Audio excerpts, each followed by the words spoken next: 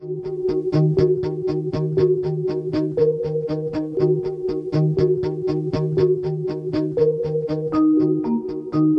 and Mary Rodwell are mother and son.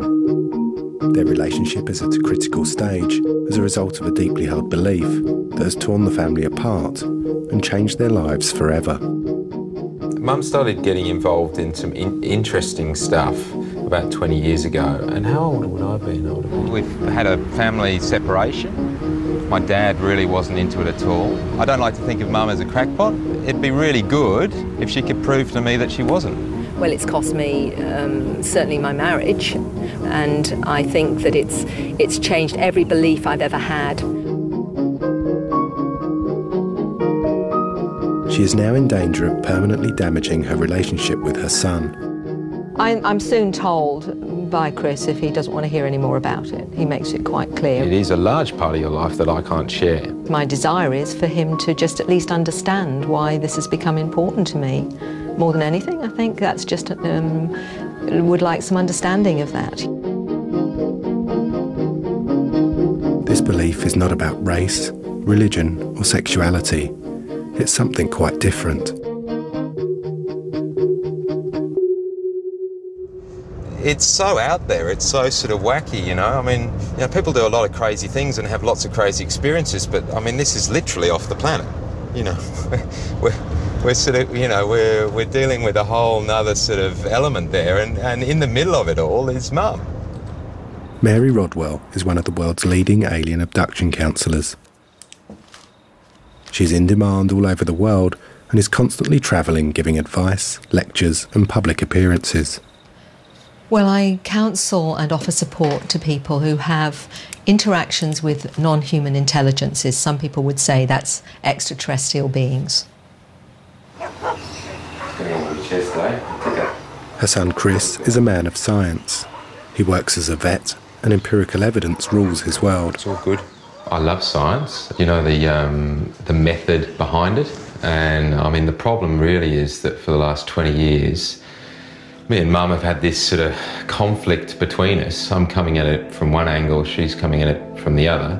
She's really passionate about it, she believes. I don't. I believe these advanced intelligences have been visiting this planet since the dawn of time, and I believe they're here to assist our evolution to another level now. The ultimate evidence would be seeing one of these little dudes walking around, little grey guy, you know. I somehow think it isn't going to happen. I'd love the opportunity to be proved wrong. Chris has given his mum a challenge. Prove to me that you're not crazy and that aliens exist, or the subject is closed forever. So it's a really crucial point in my relationship with Mum. I want her to convince me after all this time that she's not crazy, you know.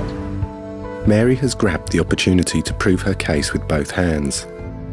She has set up a schedule traversing Australia to immerse him in the alien community, and she is confident she'll be able to convert him into a believer. More than anything, it would be wonderful for my son to realise that this isn't Mum just going on some airy-fairy kind of mission, you know, to make her life interesting in her latter years. But in fact, it's because it is so vital that everyone understands that there are people hurting all over the planet that have nowhere to go, and I'm just one person that can actually offer that support. So I'd like my son to understand, more than anything, how important and why this is important, and for him to understand the reality for himself, because actually we're all involved in this.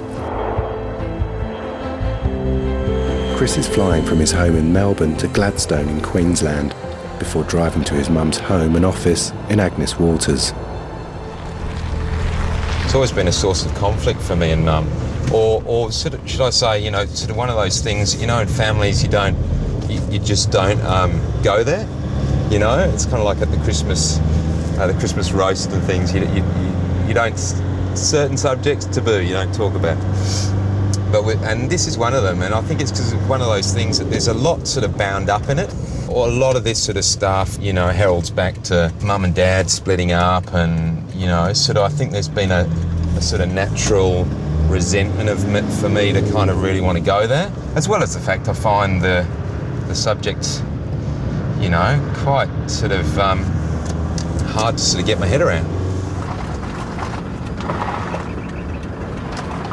Chris has arrived at his first destination, his mum Mary's home and counselling rooms.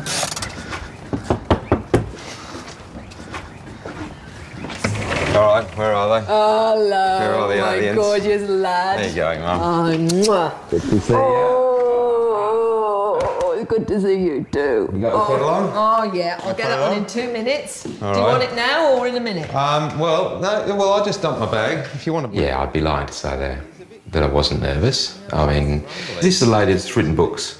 She tours all over the world, and she's been to places like Oxford University and debated high-level academics and the president of the Skeptic Society, and she's beaten them. Got any freshly baked scones for me? Oh, yes, that and the whole banquet, my darling. You know what I do for you, don't you? All right, Hey? no worries. All right? Do you think that people out in the suburbs, you know, working in Woolies or holding down a job, raising their kids, what relevance is that to them? Do you think that you know, I mean, is it going to be, you know what I mean? Like, it might be, even if it's happening, Yeah. let's say it's happening, you know, what relevance is it to somebody, you know, that, you know, possibly there are people or things out there that are visiting planet Earth when they've got to put, you know, pay the mortgage? Do you reckon people care? I mean, really? Do you think they do? Or is it just a certain selection of people that care?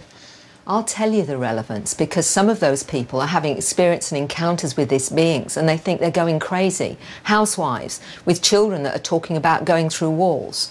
That's why it's relevant, because they think they're going crazy and are too afraid to even speak about it. My clients, you know, are people that, you know, paint your house. They're people that build your houses. They're farmers. They're young children. They're teachers. They're people that think they're crazy, are too afraid to even speak about it. And they're the people that come to me. So that's Mary is desperate to get on with presenting her case, and before they set off on the road trip, she has brought her first witness to her house to tell Chris his story.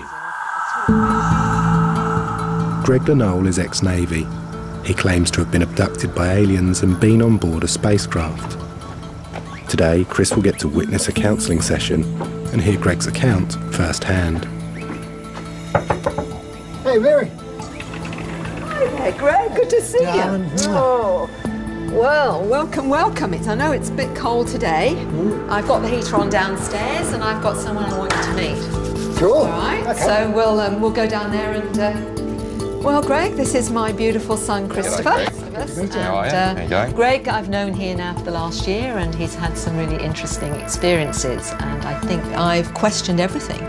I've also gone through a process that my clients have gone through, because when they finally start to believe maybe they're not crazy and maybe this is real, and if that's the case, everything they've ever believed in has to be reappraised. It was about 1967. I'm 7 years old, 6.5, 7 years old, something like that. It's about 5:30 or something, like 6 o'clock. And to the south of us, there was this, what looked like a ball about this big in the sky. Kind of reddish colour, you know. And as I'm looking at it, I've said to my dad was there, and I said, "Hey Dad, what's that?" And he goes, "I don't know. He says, maybe the Air Force have something like this." Well, as it, within a few moments, this thing's just got bigger and bigger and bigger and bigger, till finally it was like, well, it was right on the football field. It was huge. Like the football field, there was more of it going out past the main road. The red is now really strong. Also the sun's starting to set a bit more, but the red colour is really strong. And this craft, it was kind of an oval shape. There's a couple of hundred people underneath this thing and around it, looking at it. And then Dad says, "It's time for dinner. Come on, boys, it's time for dinner." And I was like, time for dinner. So we start heading in. What I noticed then was that literally everyone turned at the same time. And instead of actually, you know, like either running or something like that, they just all turned at the same time and very calmly walked back to their houses. I'm sort of lagging behind, and I just really want to look at this thing, because I've never seen anything like it, you know. And It's like spitting out all this phosphorus, right? And it's like, hey, wow, it's really bright. And what it does, it comes over the top of you, and it literally lifts you up. And what was really interesting is, I didn't remember going through any doors, right? It was like you were materialised or dematerialised or something. And then, so when I'm inside there, this craft is really big, like, you know, several stories high. Like, I'm not the only person who went on this craft, okay? Those kids didn't actually walk off. Okay, this is where we start getting a bit weird, mate. It's alright. It's already been pretty weird, so. Okay, all right. It was a mixture of interest and kind of and trying to sort of go is, you know, sorting out, you know, what seemed to be incredibly rational, credible descriptions from something that's like out of the movies. Very passionate kind of guy, and I think utterly convinced about what he saw or what he thinks he saw. And it literally lifts you up. But there is something in Greg's testimony that has Chris intrigued, and he can't dismiss it out of hand. You get hyper-fed information. I can have a conversation with an astrophysicist with no problem whatsoever. Yeah, I can understand physics, no problem whatsoever. I understand all of this stuff. Never, ever, ever did any of that. I was an F-grade student. I mean, he's describing to me about, you know, black hole, like high-level astrophysics. Now, he seems to have more than just a brushstroke idea of a lot of this stuff. You're positive you haven't dreamed any of this. This is kind of like, this is, you know... The biggest question I ever asked was this a dream? Yeah. More often than not, I've asked this. In fact, until I met Mary and a few other people, wackos here like me, you know, I never really spoke this to anyone because it's just too out there, mate. You know, like he's this fruitlet, thinks he gets picked up by spaceships and aliens. Greg is a very credible witness, and despite her reservations about their validity, Mary has arranged for Gavin Wilson, a polygraph tester for the Federal Police who trained with the FBI, to come and conduct a polygraph test with Greg in an attempt to give Chris the empirical evidence he craves. What I've been asked to test you on today is about your contact with UFOs or aliens. And we want to find out whether you've definitely seen those, okay? Bit of science, Mum. You've got a bit of a bugbear around science in general. So. No, I haven't, not in the slightest. But I'll tell you. Mum, you have. Yeah. You do have. No, only when I think it's limited. In the last 20 years of your life, did you ever tell a serious lie to someone you loved? No. A lot is riding on the result of the polygraph test. I think he's going to pass the lie detector test. I've got no doubt. I think we'll see that as a clear pass. Do you intend to deliberately lie to any test question? No. If we're talking about finally accepting on this planet that we're not alone in the universe, it's bigger than anything else humanity can take on board. Just think about it. Finally, you know, we're not at the top of the intelligence pyramid. Oh my God, how are we going to deal with that? And what does that mean about what we understand about ourselves and our history? Because they've been visiting us for millennia. Okay. Have you definitely been inside a UFO?